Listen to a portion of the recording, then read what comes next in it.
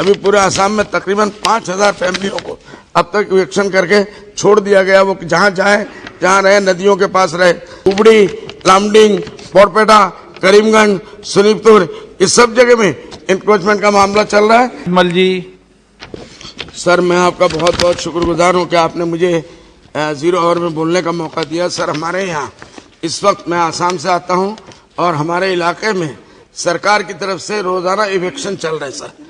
और इस सर्दी में बच्चों को बिलखता हुआ छोड़ के पहले से कोई नोटिस नहीं देते हैं। उसके बाद उन लोगों को अब सर्दी में, मैंने बार बार उस दिन भी 1 हफ्ता पहले पार्लियामेंट में उठाया था कि कम से कम सर्दियों में ना किया जाए।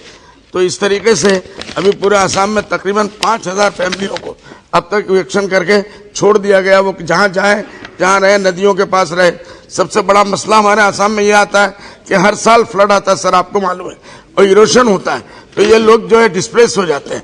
तो इनको जो है ये कह के कि ये बांग्लादेशी है, तो ये तो पकड़ना पहले, ये हमारे यहाँ जो है सर धुबड़ी, लामडिंग, बोरपेटा, करीमगंज, सोनीपत, इस सब जगह में इंक्रोचमेंट का मामला चल रहा है। इसको इमीडिएटली बंद किया जाए, सर्दियों के लिए कम से कम रोक दिया जाए।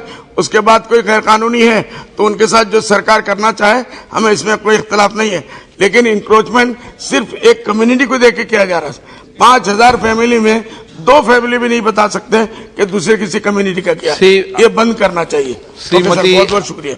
मल जी, सर मैं आपका बहुत बहुत शुक्रगुजार हूँ कि आपने मुझे 0 आवर में बोलने का मौका दिया। सर हमारे यहाँ इस वक्त, मैं आसाम से आता हूँ और हमारे इलाके में सरकार की तरफ से रोजाना इवेक्शन चल रहे हैं सर। और इस सर्दी में बच्चों को बिलखता हुआ छोड़ के पहले से कोई नोटिस नहीं देते हैं। उसके बाद उन लोगों को अब सर्दी में, मैंने बार बार उस दिन भी 1 हफ्ता पहले पार्लियामेंट में उठाया था कि कम से कम सर्दियों में ना किया जाए। तो इस तरीके से अभी पूरे आसाम में तकरीबन 5000 फैमिलियों को अब तक इवेक्शन करके छोड़ दिया गया। वो जहाँ जाए, जहाँ रहे, नदियों के पास रहे। सबसे बड़ा मसला हमारे आसाम में यह आता है कि हर साल फ्लड आता है सर, आपको मालूम है, और इरोशन होता है, तो ये लोग जो है डिस्प्लेस हो जाते हैं।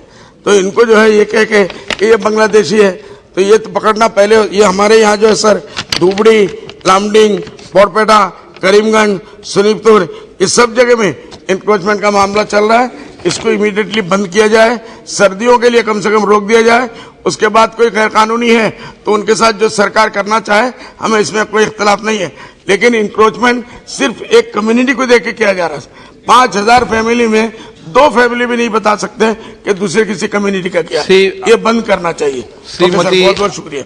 मल जी, सर मैं आपका बहुत बहुत शुक्रगुजार हूँ कि आपने मुझे 0 आवर में बोलने का मौका दिया। सर हमारे यहाँ इस वक्त, मैं आसाम से आता हूँ और हमारे इलाके में सरकार की तरफ से रोजाना इवेक्शन चल रहे हैं सर। और इस सर्दी में बच्चों को बिलखता हुआ छोड़ के पहले से कोई नोटिस नहीं देते हैं। उसके बाद उन लोगों को अब सर्दी में, मैंने बार बार उस दिन भी 1 हफ्ता पहले पार्लियामेंट में उठाया था कि कम से कम सर्दियों में ना किया जाए।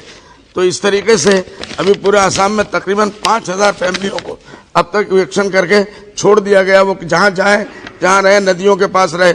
सबसे बड़ा मसला हमारे आसाम में यह आता है कि हर साल फ्लड आता है सर, आपको मालूम है, और इरोशन होता है, तो ये लोग जो है डिस्प्लेस हो जाते हैं।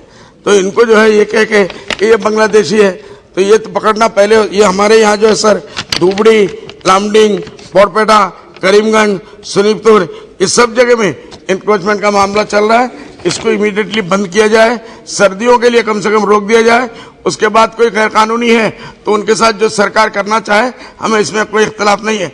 लेकिन इंक्रोचमेंट सिर्फ एक कम्युनिटी को देख के किया जा रहा है। 5000 फैमिली में 2 फैमिली भी नहीं बता सकते कि दूसरे किसी कम्युनिटी का क्या है। ये बंद करना चाहिए। श्रीमती, बहुत बहुत शुक्रिया।